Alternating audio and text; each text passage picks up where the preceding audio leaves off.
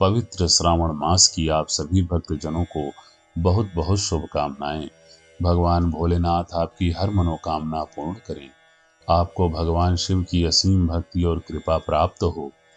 आज हम श्रावण मास का महात्म्य मौन व्रत के महात्म सुनते हुए महाशिव पुराण के तृतीय अध्याय का श्रवण करेंगे। अब आरंभ करते हैं सावन मास की कथा। शिव महापुराण का अध्याय 3। सनत कुमार बोले, हे भगवान, आपने श्रावण मासों का संक्षिप्त वर्णन किया है। हे स्वामिन, इससे हमारी तृप्ति नहीं हो रही है, अतः आप कृपा करके विस्तार से वर्णन करें, जिसे सुनकर हे सुरेश्वर मैं कृतकृत्य हो जाऊंगा। प्रभु बोले, हे योगीश, जो बुद्धिमान नक्त व्रत के द्वारा श्रावण मास को व्यतीत करता है वह 12 महीने में नक्त व्रत करने के फल का भागी होता है। नक्त व्रत में दिन की समाप्ति के पूर्व सन्यासियों के लिए एवं रात्रि में गृहस्थों के लिए भोजन का विधान है। उसमें सूर्यास्त के बाद 3 घड़ियों को छोड़कर नक्त भोजन का समय होता है। हे योगीश, सूर्य के अस्त होने के बाद 3 घड़ी संध्या काल होता है।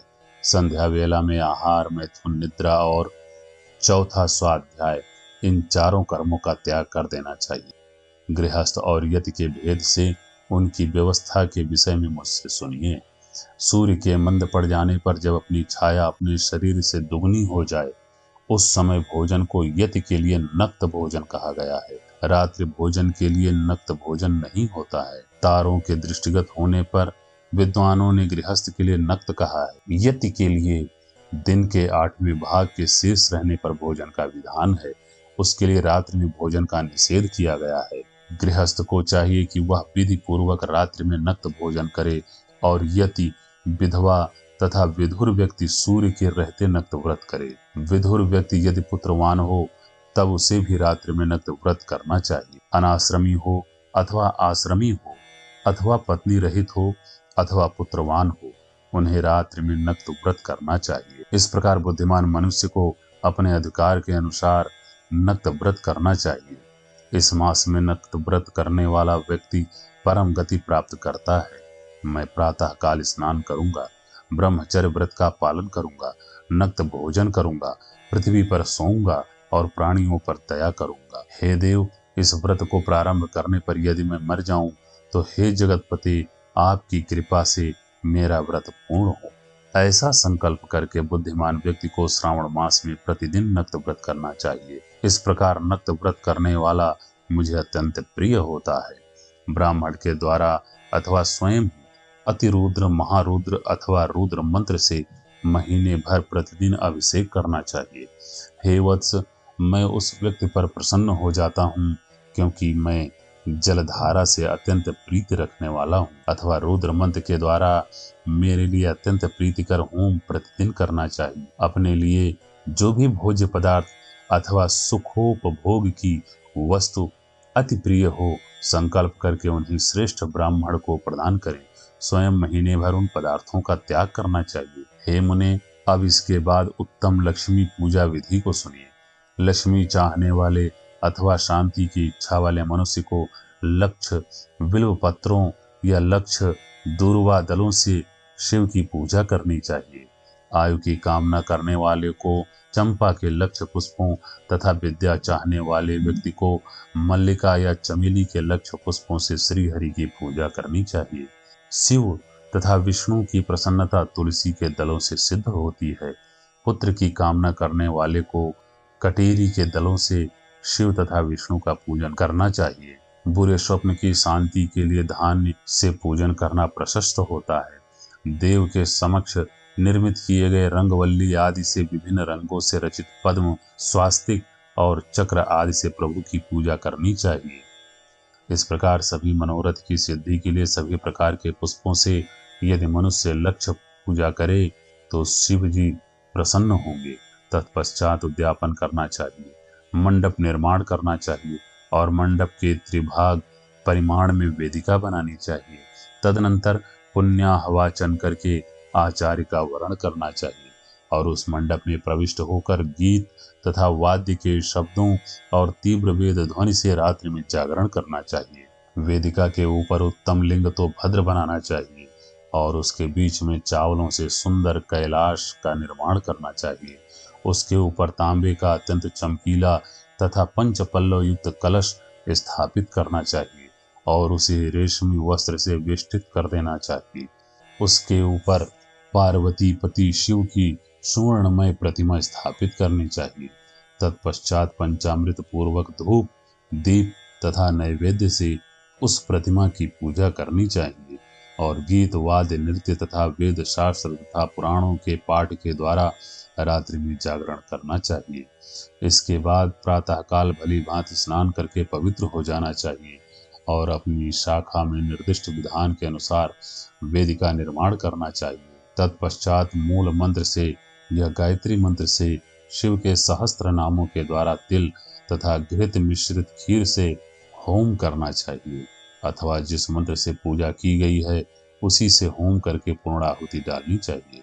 इसके बाद वस्त्र अलंकार तथा आभूषणों से भली भांति आचार्य का पूजन करना चाहिए। तत्पश्चात अन्य ब्राह्मणों का पूजन करना चाहिए और उन्हें दक्षिणा देनी चाहिए। जिस जिस वस्तु से उमापति शिव की लक्ष्य पूजा की हो उसका दान कर देना चाहिए। स्वर्णमयी मूर्ति बनाकर शिव की पूजा करनी चाहिए। यदि दीप कर्म किया हो तो उस दीपक का दान करना चाहिए।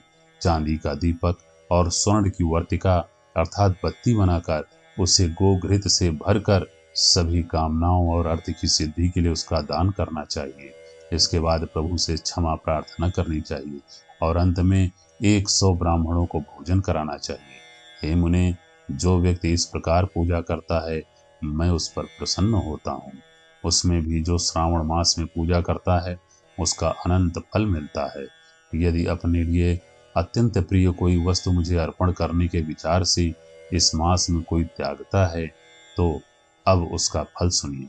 इस लोक में तथा परलोक में उसकी प्राप्ति लाख गुना अधिक होती है। सकाम करने से अभिलाषित सिद्धि होती है और निष्काम करने से परम गति मिलती है।